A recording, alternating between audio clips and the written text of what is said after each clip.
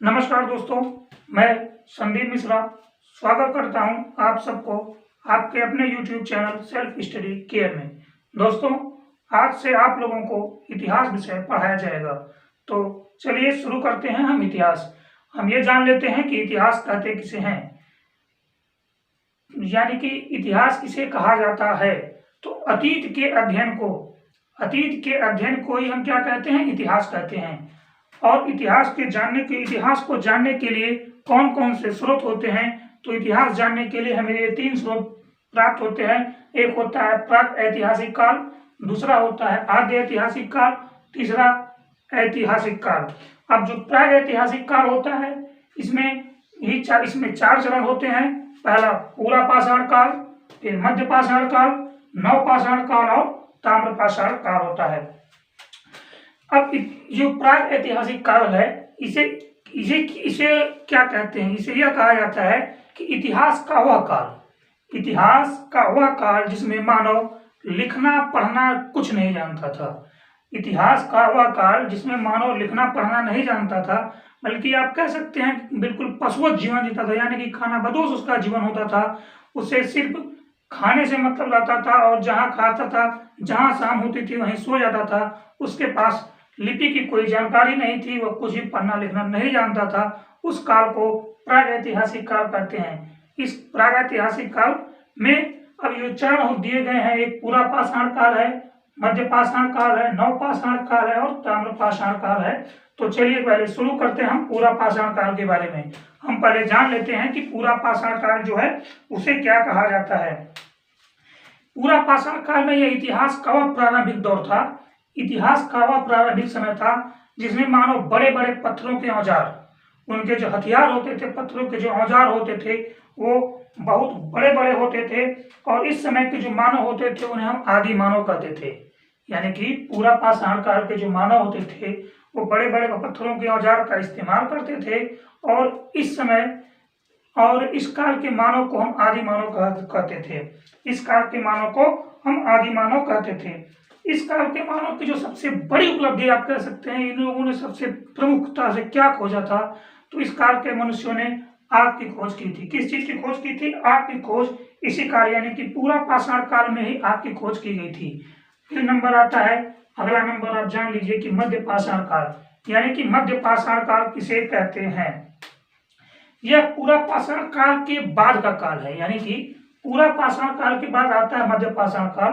तो यह पूरा पाषाण काल के बाद का काल है जो कि मध्य पाषाण काल कहा जाता है। इस समय के जो मानव हुआ करते थे, उनके जो हथियार होते थे वह थोड़े छोटे हो गए थे। इस काल में मानव के जो हथियार थे वो थोड़े छोटे हो गए थे और इनका मुख्य उद्देश्य ये लोग जो है इस काल में, यानी कि मध्य पाषाण काल में, ये अंत्येष्टि यानी कि शवों को जलाने का काम करना शुरू कर दिया, यानी अंतिम संस्कार ये लोग करना सीख गए थे।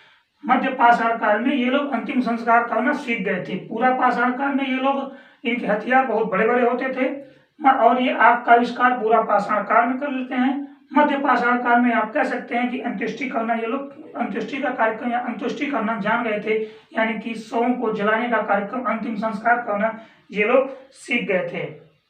फिर अगला काल आता है नव पाषाण काल। नव पाषाण काल कहिए या उत्तर पाषाण काल कहिए, नव पाषाण काल या उत्तर पाषाण काल कहिए। इस काल में मानव ने अस्थायी आवास बनाना सीख ली। मानव जो है अस्थायी आवास बनाना सीख गया था, यानी कि अब यह एक जगह पे, एक स्पेशल जगह पे निवास करना इनको समझ में आ गया था और वो एक स्पेशल जगह पे रहते थे। यानी कि पूरा पाषाण काल में मानव आग की खोज करता है। मध्य पाषाण काल में अंत्येष्टि यानी कि अंतिम संस्कार करना जान जाता है और नव पाषाण काल में मनुष्य एक स्पेशल एक जगह पे रहना सीख जाता है। नव पाषाण काल में मनुष्य एक जगह पे रहना शुरू कर देता है और जब मनुष्य एक जगह पे रहेगा तो वहां कुछ न कुछ वो जरूर करेगा। तो नव पाषाण काल में ही कृषि और पशुपालन का आरंभ होता है। नव पाषाण काल में ही कृषि और पशुपालन का आरंभ होता है। अगर क्वेश्चन आ जाए कि कृषि और पशुपालन का आरंभ किस काल में किया गया था, तो आप सीधे आंसर दे सकते हैं कि नव पाषाण काल में ही कृषि और पशुपालन का आरंभ किया गया था। नव पाषाण काल में ही कृषि और पशुपालन का आरंभ कर दिया गया था। और अगर ये पूछा जाए कि मनुष्य द्वारा सबसे पहली खेती किस किसकी की गई थी, तो आप कह सकते हैं कि जौ की खेती की गई थी। किसकी खेती की गई थी, जौ और गेहूं की खेती की गई थी।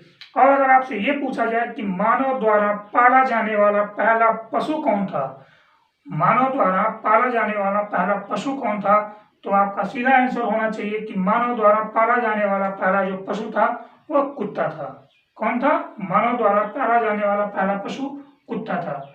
अब हम, ये तो हमारा हो गया नवपाषाण काल। अब हम बात कर लेते हैं ताम्रपाषाण काल की, यानी कि प्राक ऐतिहासिक काल का जो सबसे अंतिम काल था ताम्रपाषाण काल, इसे हम इसमें बात करते हैं। जैसा कि नाम से ही आपको समझ में आ रहा है कि यह पाषाण काल का सबसे अंतिम काल है, ताम्रपाषाण काल। ताम्र शब्द से आपको कुछ न कुछ जरूर हिंट मिल रहा होगा कि ये ताम्र शब्द लिखा हुआ, यानी कुछ तांबे के बारे में, धातुओं के बारे में यहाँ पे चर्चाएं करनी होनी है। नाम से ही दिख रहा है कि ताम्रपाषाण काल है, तो यानी कि कुछ न कुछ धातु की जिक्र यहाँ, धातु का जिक्र यहाँ पे जरूर होगा। तो इस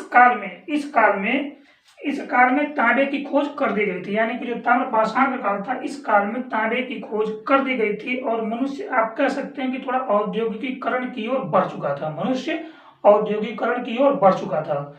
तो किस काल में मनुष्य औद्योगिकीकरण की ओर बढ़ता है, तो मनुष्य ताम्रपाषाण काल में औद्योगिकीकरण की ओर बढ़ता है। नवपाषाण काल में मनुष्य खेती करना सीख लेता है, और खेती करना सीखता है। सबसे पहली खेती वो गेहूं और जौ की करता है। पशुपालन करना सीखता है, यानी पशुपालन करना सीख लेता है, और पशुपालन में ही सबसे पहले बार वह कुत्ते को पालता है। इसके प्रमाण प्राप्त होते हैं। मध्य पाषाण काल में मानव जो है अंतिम संस्कार करना सीखता है। और आग की खोज की बात की जाएगी तो आग की खोज पूरा पाषाण काल में मनुष्य करता है।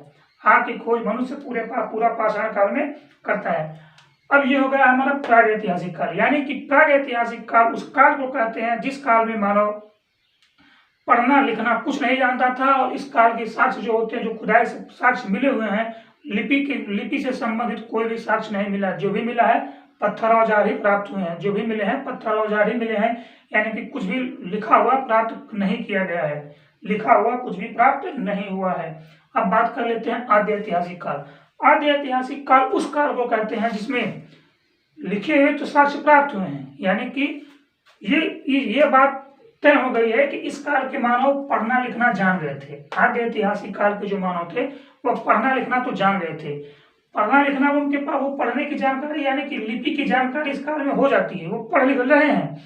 लेकिन जो स्रोत हमको मिले हैं, जो साक्ष्य मिले हैं, जो लिपियां मिली हैं, उन लिपियों को अभी तक पढ़ा नहीं गया है, उन लिपियों को अभी तक पढ़ा नहीं जा चुका है। तो आप कह सकते हैं कि आद्य ऐतिहासिक का जो काल था, इस काल में भी लिपि तो मिली लेकिन उसे पढ़ा नहीं जा सका है। और इसी काल में ही सिंधु सभ्यता का उदय होता है। इसी यानी कि आद्य ऐतिहासिक काल में ही सिंधु सभ्यता का उदय होता है। और अगर बात की जाए कि सिंधु सभ्यता का नामकरण किसने किया था, अगर पूछ लिया जाए कि सिंधु सभ्यता का नामकरण किसने किया था, तो आप कह सकते हैं कि सिंधु सभ्यता का जो नामकरण था वह सर जॉन मार्शल ने किया था। किसने किया, सर जॉन मार्शल ने किया था। और सिंधु सभ्यता की जो खुदाई हुई थी, पहली खुदाई किसने किया था, तो दयाराम साहनी ने किया था। सिंधु सभ्यता की पहली खुदाई किसने किया था, दयाराम साहनी ने किया था। सिंधु सभ्यता का आकार कैसा था, तो सिंधु सभ्यता का जो आकार था वह त्रिभुजाकार था, यानी कि सिंधु सभ्यता का आकार किस तरह का था, सिंधु सभ्यता का आकार त्रिभुजाकार था। ये दो चीजें आपको स्पष्ट हो गई होंगी। अगला नंबर आता है ऐतिहासिक काल। तो जो ऐतिहासिक काल है वो ऐतिहासिक काल आप कह सकते हैं 600 ईसा पूर्व के आसपास से इसका काल शुरू होता है। जो ऐतिहासिक काल है, इसका जो काल है वो 600 के आसपास से इसका काल शुरू होता है। और ऐतिहासिक काल में मानव ऐतिहासिक काल की जो साक्ष्य प्राप्त हो उसमें लिपि की जानकारी हो जाती है, मानव पढ़ना लिखना सीख गया है और उसके जो साक्ष्य मिले हैं वो पढ़े जा चुके हैं। ऐतिहासिक काल के जो साक्ष्य हैं वो पढ़े जा चुके हैं। इसमें कई प्रकार के सिक्के मिले हैं, चांदी के सिक्के हैं, तांबे के सिक्के हैं, कई प्रकार की धातुएं आपको इस काल में मिलेंगी। कई प्रकार की धातुओं के सिक्के आपको मिलेंगे। किस काल में मिल रहे हैं, ऐतिहासिक काल में आपको कई प्रकार की धातुएं मिल रही हैं। तो ये थे हमारे कई प्रकार के धातुएं हमको ऐतिहासिक काल में मिल जाती हैं। अब ऐतिहासिक काल को जानने के लिए आप कह सकते हैं कि पुरातात्विक खुदाई होती है। क्या होती है, पुरातात्विक खुदाई होती है। ऐतिहासिक काल में आप पुरातात्विक खुदाई करेंगे तो उसमें आपको धातुएं मिलती हैं, सिक्के मिलते हैं, ईंटें मिलते हैं, और जो पत्थरें मिलते हैं, लिपियां मिलती हैं, लिपियाँ मिलती हैं, कई प्रकार के अभिलेख मिलते हैं। वेद वगैरह की जो जानकारी होती है वो ऐतिहासिक काल से मिलती है। वेद में जो वेद की जानकारी हो जाएगी। साहित्य की बात अगर करें, धार्मिक साहित्य हो चाहे गैर धार्मिक हो, उन सब की जानकारी आपको कहाँ से मिलेगी? उन सभी की जानकारी आपको इस ऐतिहासिक काल से ही प्राप्त हो जाती है। तो ये होता है हमारा ऐतिहासिक इतिहास के लिए कि हमारा इतिहास जानने के स्रोत कौन कौन से थे। तो प्रागैतिहासिक काल था, आद्य ऐतिहासिक काल था और ऐतिहासिक काल था। आशा करते हैं कि आप लोगों को हमारे वीडियो पसंद आया होगा, और अगर पसंद आएगा तो आप लोग इसको लाइक जरूर करिएगा और कमेंट जरूर करिएगा, ताकि हमें पता चले कि आप लोगों को इसमें क्या अच्छा लगा और इसके सुधार की क्या गुंजाइश है।